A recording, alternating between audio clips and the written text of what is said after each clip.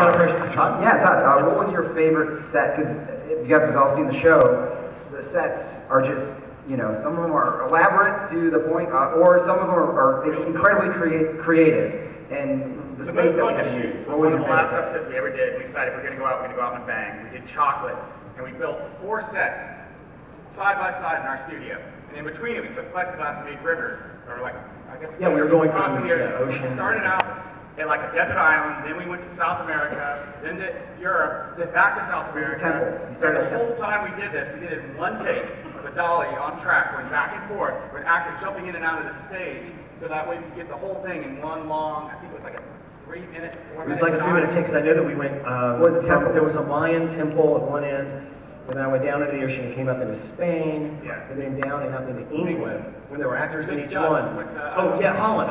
And then we reversed the whole thing and then went back to where we started. Our stage wasn't big enough, so our last set, which was our first set, had to get removed. While they were shooting, we had to push stuff out of the way and put another one in. So when during the take, quietly, one take. And we did it. And it literally only took us maybe 3 takes to get the whole thing. Yeah, but it was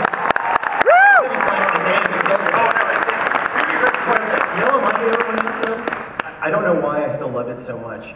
The pantry in China, where I went to my pantry and climbed the ladder down and came up in China. Okay, to truly understand this, we grown men had full discussions on, well, if you went through the center of the earth, would that thing be upside down when you come out on the right-hand side or the left-hand side? And these would have discussions. We would literally be sitting in a conference room going back and forth. Well, I don't think things would be upside down. Did we flip it in the center of the earth? We built this stage, and then we took everything off of it, flipped the whole thing upside down, and stapled every piece of, like, it was all it was all pantry items. Pantry items, Chinese but a giant pantry items. Stapled everything, glued everything to the wall so it'd be upside down. Yeah. Even though I said, do we really have to do that? Can't we flip in the middle? Like somehow. It's like, no. That wouldn't be that way, Todd. That wouldn't work that way. That wouldn't work. No. This is Todd's favorite line. Can't we just flip it in post? Can't we just do it in post? Let's just do it in post. Everything's no, it doesn't feel right. Going back to what they said earlier, that was not. That's something that would happen, but then it would also be like, yeah, I know we said we were going to do this, but could we do it this way? Here's some new scripts. And then you walk out and get back out of the room. Nobody's giving you guff about it. It's just like, the thing about it is, and what was so great about it is you always wanted to make sure it was absolutely right. And a lot of times when you would change a script, you would be like, there's just something that isn't right about this. And then you would go, because I would watch you do it. Like you'd sort of go stand in a corner and you just sort of like run through things in your brain. And then you'd be like, all right, I'll be right back. And then you'd go away and then write, and then come back and you're like, okay, let's try this. And then we'd do it, and you'd be like, okay, this is right. It was amazing. Or you would add, it was always amazing. Well, if we're going to go this far, we should go this far. Yeah. And now you're like, well, we're going that far. We're not going that. Yeah, and then we had to cook. Then there was cooking, which you forget sometimes it was a food show. But I'll also say this, I've been working on other shows too, with the food aspect of it. We actually cook the food. So the food you see is not, like a lot of times on commercials like that, we'll do a whole bunch of crazy stuff, like we'll put glue for Cheerios and like big cereal. Milk, yeah, you sell that kind of glue, stuff. yeah. And you'll do, they do special little grill marks, these pretty little things to make them all beautiful. The show, everything was cooked. But everyone used to joke at us and say, oh, you worked on a cooking show, you guys must say great. It's like, yeah, it's cooked, but it's been sitting outside. It's been sitting there for a long period of time. Yeah. Or it's actually part of the shot. So our culinary staff kind of reached in to grab something and get cracked on the knuckles by badly. It was so bad in the very beginning days, and timing was such a big deal, and we did so much stuff with this camera device called Steadicam, which everybody uses now. But the cooktop in the original house that we shot in was so underpowered that, and there was a pot rack. Yeah, you think it's funny. We would preheat the pans and then hang them back up on the rack. Because you couldn't get them hot enough in the shot. And more than a couple of times I'd reach for the wrong thing. I'm reaching for one handle instead. I get a skillet that's 450 degrees.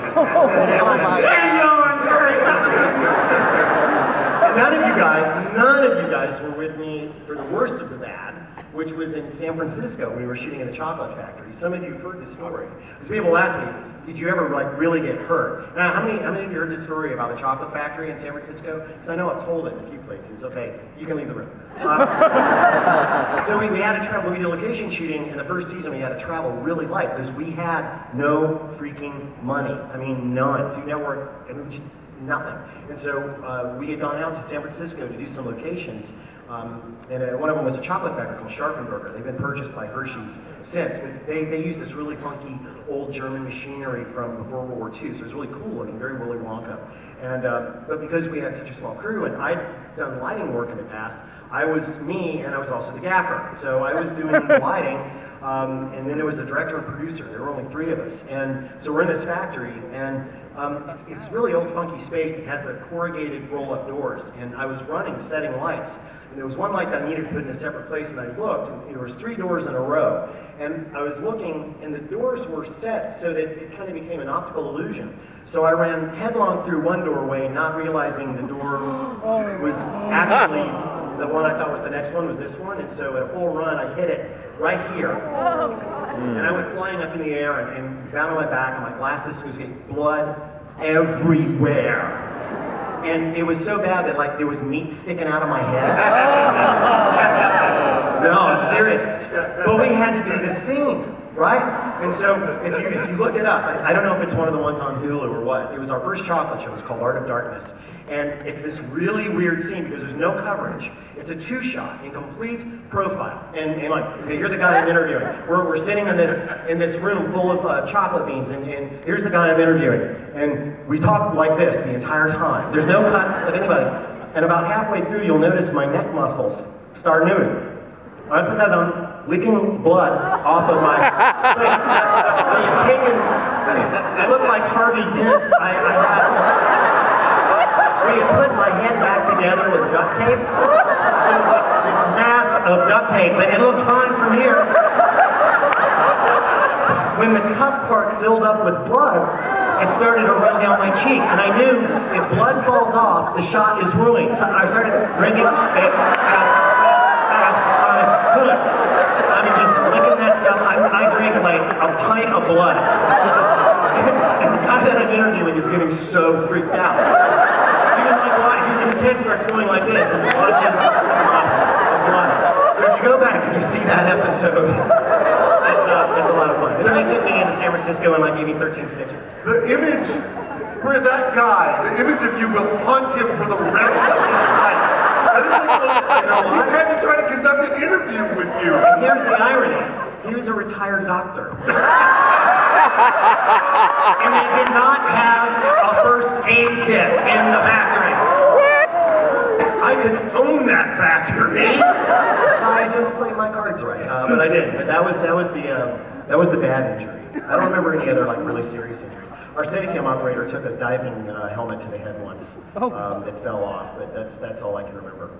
Yeah, was that you? That was a prop, wasn't it? That might have been a prop It carrier. may not have been fully attached that we thought it was.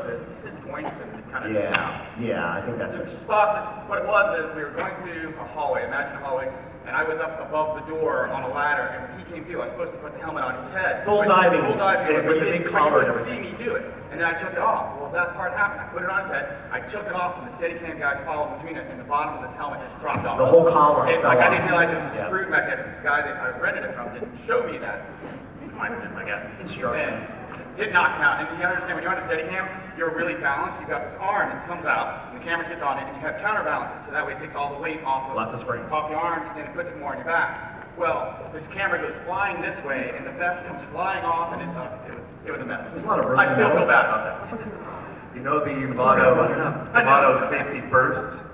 On Good Eats, it's like, yeah, safety third. Get the shots, make the food. It just looks good. If it looks good, We had to sign the check. Quality is number 1. Yeah, we've been accident-free since lunch. Typically happen. Anybody else have anything before we turn it over to the audience? I have one. Yeah. What was your favorite thing about working with me, Lucky Yates? Your humility. Star of TV's Archer. I remember. My favorite thing about working I with you was how fantastic your attitude was before you got on Archer.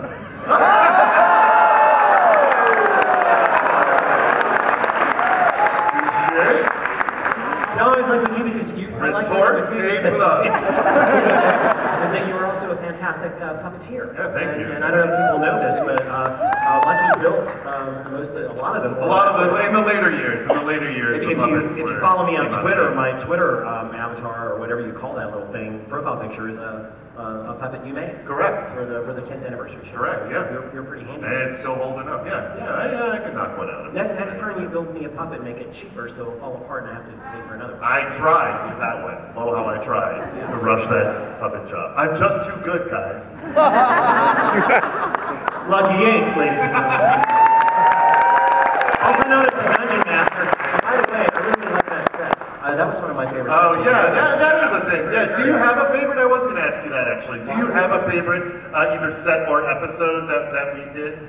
I always liked doing the Dungeon Master scenes because there was always some little animal you were going to torture. That's right. A kitten that you were going to put in the blender because that's the best way to test blenders. Right. Or, you would get a pet. It was a stuffed kitten. It was a stuffed kitten. You had like a goldfish that you were going to use for something. Yeah. You would always like be petting it, and I'm like, you really shouldn't pet a fish, or I mean, there was all kinds of things. So I enjoyed that. Let's face it, the humor was mean. You had a dungeon in your basement. What were you going to do? Although I have to say, Food Network, there was only one scene, there were two scenes, we were actually comparing notes on this, two scenes that they made us cut. In 14 years of making the show, 252 episodes, two scenes. One was the catfish show, right? When my lawyer... Oh, well, the Holly never got shot. They made me take that out of the script. But the two scenes we shot that they wouldn't allow when I sent the cuts was when we did the catfish show. I had my lawyers playing cousins of mine in Georgia, and it was like a NASCAR, like a nightmare NASCAR sofa scene with we had cut off flannel shirts. Yeah, cut off flannel shirts. Like the cable guy. We looked like you had made we took a bunch of old car hoods and made them in tables. Yeah. We played it from the South. We played it up. Come on. We played it up. It was like. If Deliverance was on Cartoon Channel, that would have been And Food Network said, that's going to offend Southerners. I'm like, you guys haven't even been south of Baltimore. What do you know? What's the American times we're going to offend Southerners? Yeah, and I was like, we have a sense of humor. Like, no, we can't do that. And then another time we were doing a molasses show. And so we're doing a scene about molasses. It's something scene about shoe fly pie, and so we had to have the Amish setup, and so we had Jim. It was you, Jim, right? His paw, with his beard in the buggy. We rented a full-on Amish buggy. I don't know how you got that in Marietta. We got it in the studio. We got it in the studio. Like, well, we need. A wife, and so we had whoever was the newest production person, couldn't say no, so it was a woman named Anna, and so she played the mom, and the whole scene was going to be that they're going down the road, and they hit a bump, and she falls out, and he keeps going. It was really funny, and so when you see it, when I sent the cut, it was really cool, because it started on a tight shot of Jim with his big beard, and the camera pulled back, and then it revealed Anna in a matching beard. I thought it was freaking hilarious. And the network said, well, that's going to offend Amish people. Like they're going to watch.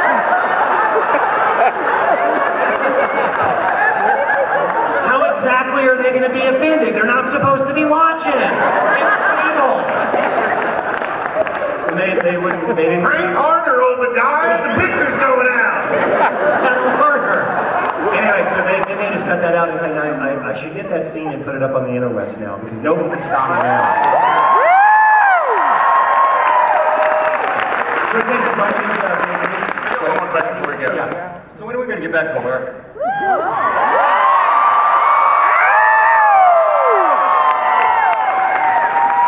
I need a favor. I need every single one of you who are willing to turn on your phones and video what I'm about to say. And then I want you to send it out on social media or anywhere you can so that it circles the world 12 times before we leave this table. I'll give you a second to get ready. Ready! Premiering next year on Food Network and streaming online will be a show called Return of the Eats. We're bringing it back, we're restarting it, we're getting the band back together! It will be a television show in the half-hour category there on Food Network, but we'll also be shooting additional scenes that will be injected into each show for streaming. So if you watch it online, you will see a better show. The only problem that we still have to work out is that, well, essentially in order to make room for the show on Food Network, they're going to have to cut diners, drive-ins, and dives down to 7.5 hours a day. 8 hours is the standard, but if they can just make do with 7.5, we'll be back on. There, sing it out. We wanted to release that here at DragonCon, so thank you. We've got about half an hour and would love nothing more than to take questions from you guys down on the floor. I don't know if we can get more house lights up in here so we can actually see what's going on, but I know we've got microphones. Does anybody know where the microphones are? There's hands in the Alright, middle of the room over there. So we're going to here. open this up completely to you guys for the next half hour. But why are you holding your hand? Do you have a microphone? Whoever has a microphone. Go in the microphone line. Yeah, go get the microphone line and we will stay and answer questions. Anything that we know about, we will answer. If we don't, we will make things up. Go ahead, let's start over on this side. Alton and the whole cast, thank you for your work and thank you for making cooking so informative. You're welcome. Now, since you're all here, please, what pranks did you do to each other? I'll give you a prank. As Sergeant Pepper, I was on a 20-foot extension ladder behind the studio in August, hanging a wool band uniform with all sorts of peppers attached, while there was a revision of a script of about 3 or 4 pages. I was there for a very long time, and still have flashbacks about it. But that wasn't a prank, that was just everyday work. That's right! I never pulled a prank on anybody except for rewrites. And if an actor was giving me a really hard time or giving me any attitude, I would go rewrite the script. I've got one for you. So, like on any film set, TV set, you have different departments. And the prop department, the art department, and the culinary department always had kind of this rivalry, because there's 2 parts of the show. There was the cooking aspect of it, then there was all the sets and gags. And so we'd always be like, who's the more important side? So what I did one time, is we all had radios, I recorded him saying, culinary, which they would yell that, and they would come running. I mean, they were like these little kids. So I recorded it, and then I would take it back on my phone and play it through, like I'd wait till the head culinary girl would go to the bathroom, and I'd play it through my walkie and go, culinary, and she would come running out of the bathroom. And I did this about 6 times, so she finally realized it wasn't him doing it. If you had just brought me in on it, I could have played this for days. Days we would have gotten. I played a prank back in 2003 where I moved into your studio and I haven't left yet. That explains So much. Yeah, So much. It also explains why my cats run away from everybody. So, does anybody have a prank? I don't have a prank, but we did have a tradition that I'll mention, which is that every day at 4 o'clock, the head of the culinary department and Todd and I met behind the wall of the kitchen set for tequila shots. Not really a prank, but worth mentioning. Esprit de corps needs to be maintained. So, nobody else has got a prank? All right, good. Let's go on to the first question over on this side. Hello, my name is Cliff. Being someone who takes a lot of my cocktail direction from you, Alton, and seeing as how you turned me on to the beautiful Boulevardier last year for one of your podcasts. And You're welcome. Thank you. And seeing as how I am finishing a Woodford Old Fashioned as we speak, what is your current cocktail of the moment? A Woodford Old Fashioned. I don't have much left though. Doesn't really matter to me. Get it up here, Cliff. March front and center, Cliff.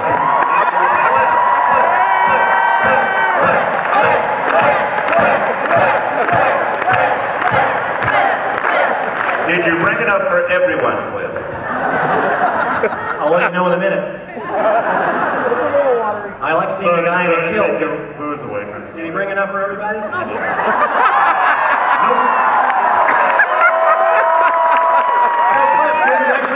were going to ask a question? That was the question. What cocktails do you like right now? All right, what cocktail do I do? I'm going to be really honest. Although I seem to have this thing for people thinking I'm a big bourbon guy, I'm actually a gin drinker.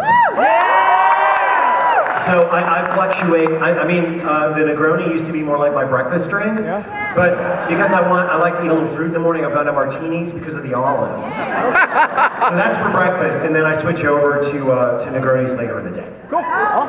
There you go. I don't have a problem though, but it does help with the script revisions. All right, next over on this side.